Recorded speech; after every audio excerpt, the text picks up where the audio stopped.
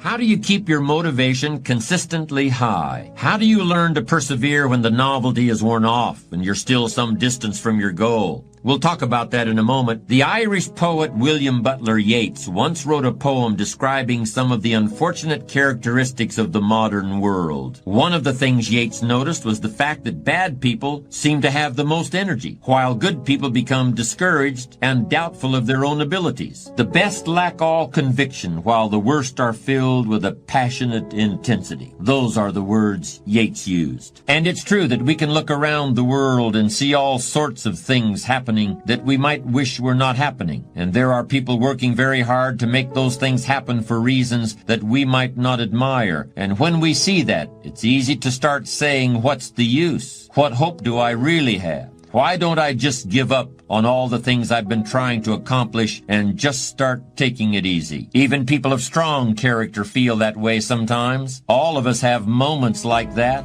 That's when perseverance gets really, really tough.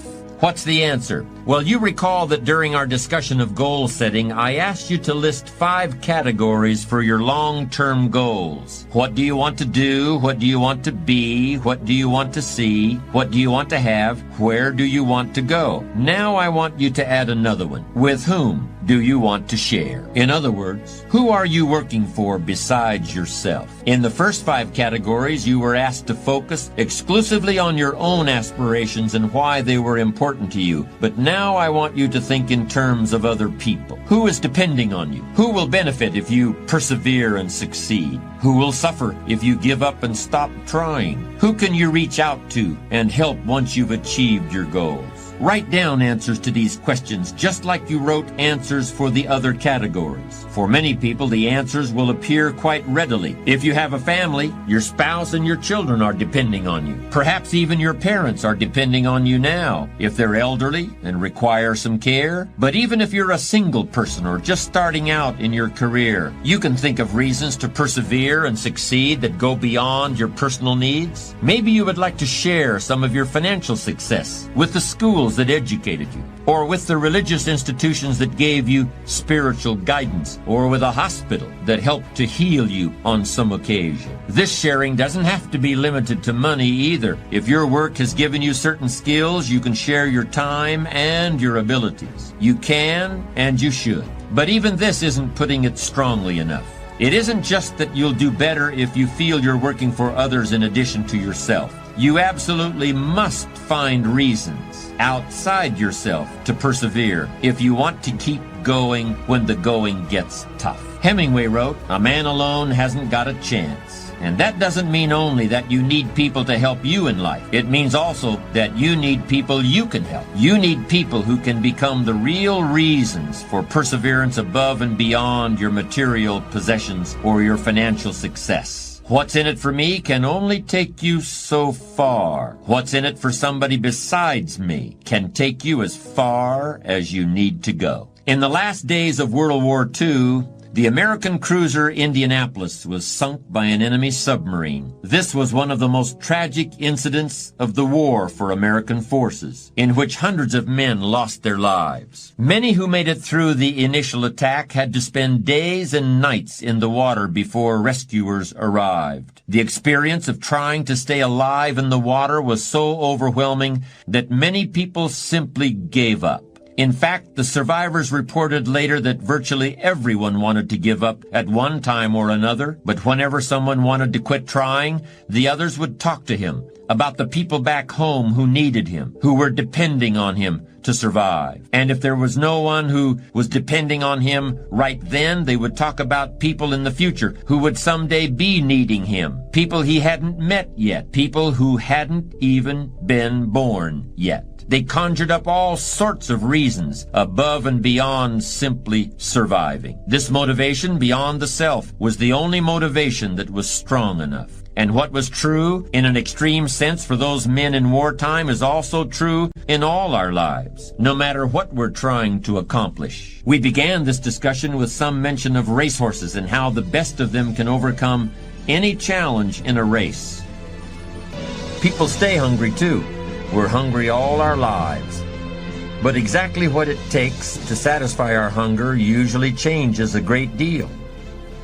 By the time we reach adulthood, some of us are hungry for wealth and power. Some of us are hungry for truth. Some people want everyone to love them. Others want everyone to fear them. But there's a fundamental challenge with all these appetites. None of them can ever be permanently satisfied. When it comes to wanting things, there's never any such thing as enough. And that can really get on our nerves. You get a new car, but in a couple of years, it's an old car. You get a new computer. It does everything real fast.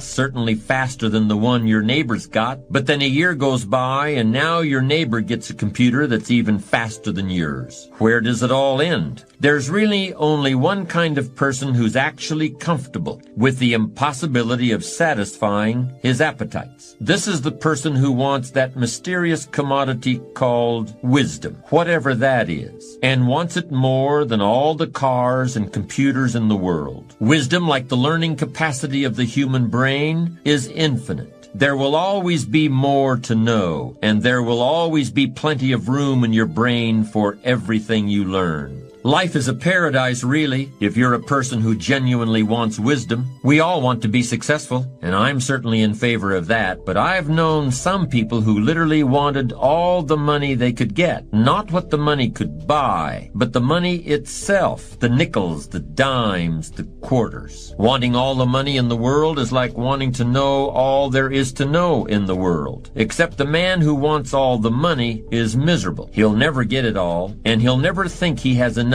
Even if he had rooms filled with $1,000 bills, he'd still want the next man's nickel, and he'd be in pain about that, filled with envy about it. The man who wants wisdom also wants to look back over his shoulder at the other guy, but he just wants to see what the other guy is reading. And if the other guy is reading a book he hasn't read yet, he's actually happy about it. He looks forward to reading it himself. The acquisition of wisdom is not what all the mathematicians call a zero-sum game. You don't have to give up something in order for me to have it. You can give me your wisdom and now I'll have it, but you still have it too. When one person shares wisdom with another, neither person is diminished. In fact, both are made wise.